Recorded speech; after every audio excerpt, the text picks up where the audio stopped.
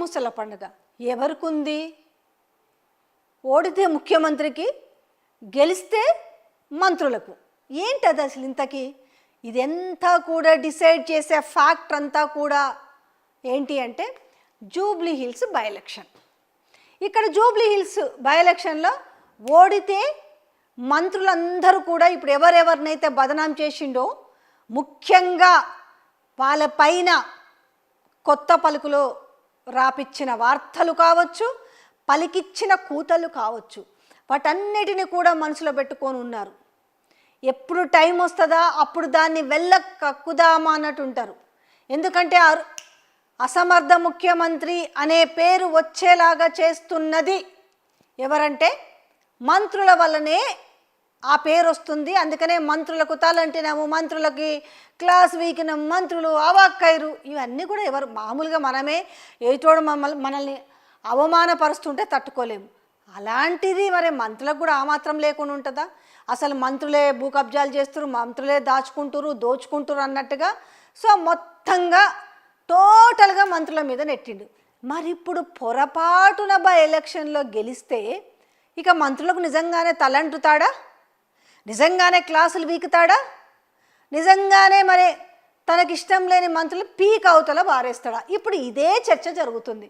రేపు 13, 14వ తేదీలో కూర్చొని ఏ మంత్రులకు ఉద్వాసన పలకాలి అనే విషయంలో ఒక లిస్ట్ తయారు చేయబోతున్నారట. అందులో ముందు వరుసలో ఉన్న మంత్రులు ఎవరయ్యా అనంటే కొండా సురేఖ, పొన్నం ప్రభాకర్, కోమటిరెడ్డి వెంకటరెడ్డి.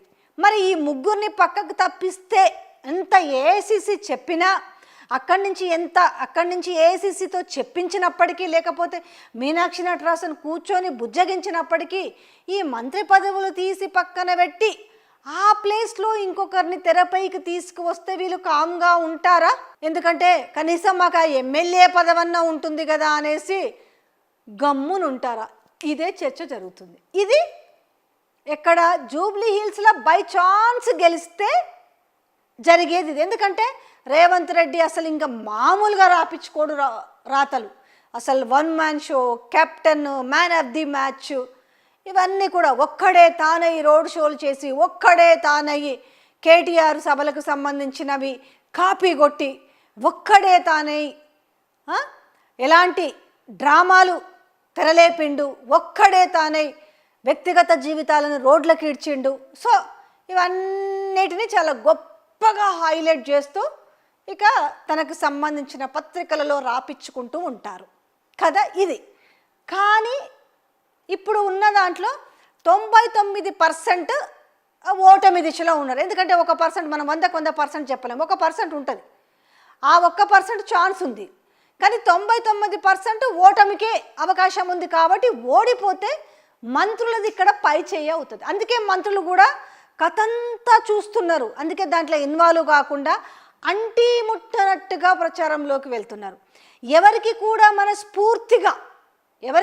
మనస్ఫూర్తిగా బై ఎలక్షన్లో గెలవాలనేది అయితే లేదు. ఎందుకంటే వాళ్ళకి పాపం పార్టీ మీద కోపమో లేకపోతే పార్టీ ప్రతిష్టను దిగజార్చాలనే కాదు, రేవంత్ రెడ్డి ఏ రకంగా తమని దిగజార్స్తూ మాట్లాడిండ్రో, తనని ఏ రకంగా వెటకారం చేస్తూ తమ మీద రాతలు రాపిచ్చిండో, ఇవన్నిటికీ పులి స్టాప్ పడాలి అంటే ఆయన దేనికైతే వీగుతున్నాడో దానికి పులి స్టాప్ పడాలంటే జూబ్లీ హిల్స్ బై ఎలక్షనే గుణపాఠం చెప్పాలని ఎదురు చూస్తున్నారు.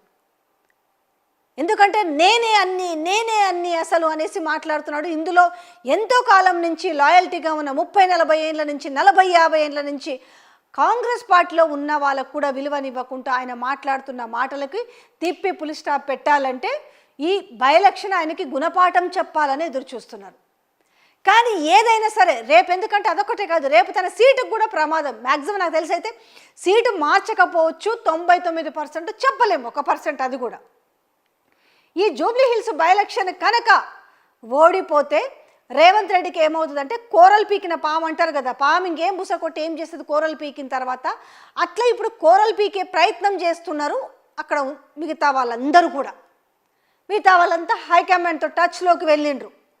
ఏదైనా జరగవచ్చు. After Jubilee hills election result తర్వాత చాలా భయంకరమైన మార్పులు అయితే వస్తాయి. కానీ ఆ భయంకరమైన మార్పులు పార్టీ వరకే కాకుండా ప్రభుత్వంలో మార్పులు వచ్చి కనీసం ప్రజల పరిస్థితులు పట్టించుకుంటే బాగుండనేసి ప్రజలు అనుకుంటున్నారు. 1,00,000 అబద్ధాలు చెప్పి అధికారంలోకి వచ్చిన కాంగ్రెస్ పార్టీ కనీసం ఇప్పటికైనా తమ విధానము మార్చుకొని కనీసం ప్రజల బాగోగులు పట్టించుకుంటే బాగుంటుందని అనుకుంటున్నారు. అయితే వీళ్ళకి ఇంకో సెంటిమెంట్ను కూడా వెంటాడుతుంది రేవంత్ రెడ్డికి. నేను గతంలో కూడా చెప్పిన సెంటిమెంట్ ఏంటంటే, తను వర్కింగ్ ప్రెసిడెంట్గా ఉన్నప్పుడు కావచ్చు, దెన్ పీసీసీ ప్రెసిడెంట్గా ఉన్నప్పుడు కావచ్చు, ఏ బై ఎలక్షన్లో విజయం సాధించలేదు. మ్యాక్సిమం డిపాజిట్లు కోల్పోయినాయి. ఎక్సెప్ట్ ఒక నాగార్జున సాగర్, హుజూర్ నగర్ తప్పిస్తే దుబ్బాక, హుజూరాబాద్, మున్గోడు, సో ఇట్లా మొత్తము డిపాజిట్లు కోల్పోయి ఉన్నారు. సో ఇప్పుడు అదే వెంటాడుతుందంట. కరెక్టే, నేను వర్కింగ్ ప్రెసిడెంట్గా ఉన్నప్పుడు కూడా ఓడిపోయింది. నేను ఇంతగానం ఆయన చేసిన ఒకసారి వీలుంటే నేను ఆ ప్రచారాలను చిన్న చిన్న క్లిప్స్ నేను డిస్ప్లే చేసే ప్రయత్నం చేస్తా. నాగార్జున సాగర్ బై ఎలక్షన్స్లో కావచ్చు, దాని తర్వాత హుజూరాబాద్ బై ఎలక్షన్ కావచ్చు, హుజూర్ నగర్ బై ఎలక్షన్స్ కావచ్చు, మునుగోడు బై ఎలక్షన్స్ కావచ్చు, ఆయన మాట్లాడిన ప్రతి మాటను మ్యాక్సిమం నేను ఆ క్లిప్స్ వేసే ప్రయత్నం చేస్తాను. అది గుర్తు చేసుకొని కరెక్టే కదా, ఇప్పుడు నేను రోడ్ షోలు చేయడం వల్ల ఇప్పుడు ఇక్కడ ఓడిపోతే, ఇప్పుడు వాళ్ళకి ఇచ్చిన ఇంటెలిజెన్స్ రిపోర్టు కూడా 5% డిఫరెన్స్తో ఇచ్చిందట. ఇప్పుడు ఓడిపోతే ఏం చేయాలనేసి ఇప్పటి నుంచే వాళ్ళు ఒక స్క్రిప్ట్ తయారు చేసుకుంటున్నారు. దాన్ని ఎట్లా చెయ్యాలి, రేపు ఎట్లా బదనాం చేయాలి, మంత్రులను ఏ విధంగా బదనాం చేయాలి, ఎమ్మెల్యేలను ఏ విధంగా బదనాం చేయాలి, వాళ్ళు ఇక్కడ సరిగ్గా పని చెయ్యలేదు కాబట్టే ఓటమి పాలైనాము, మంత్రులు చేస్తున్న అరాచకాలకు గానే, మంత్రుల మీద వస్తున్న ఎలిగేషన్స్ కారణంగానే ఇక్కడ ఓడిపోయాము. ఓవరాల్గా మొత్తం కూడా ఈ నెపమంతా మంత్రుల మీద నెట్టే ప్రయత్నం చేయబోతున్నారు. సో ఇద్దరికి ఉంది. అందుకే అన్న ఇలా ముందుంది ముసళ్ళ పండుగ. అంటే ఒకటి వచ్చేసి మంత్రులకి, అటైతే మంత్రులకు, ఇటైతే ముఖ్యమంత్రికి అన్నట్టుగా ఉంది. చూద్దాం ఎన్ని తినబోతు రుచెందుకు.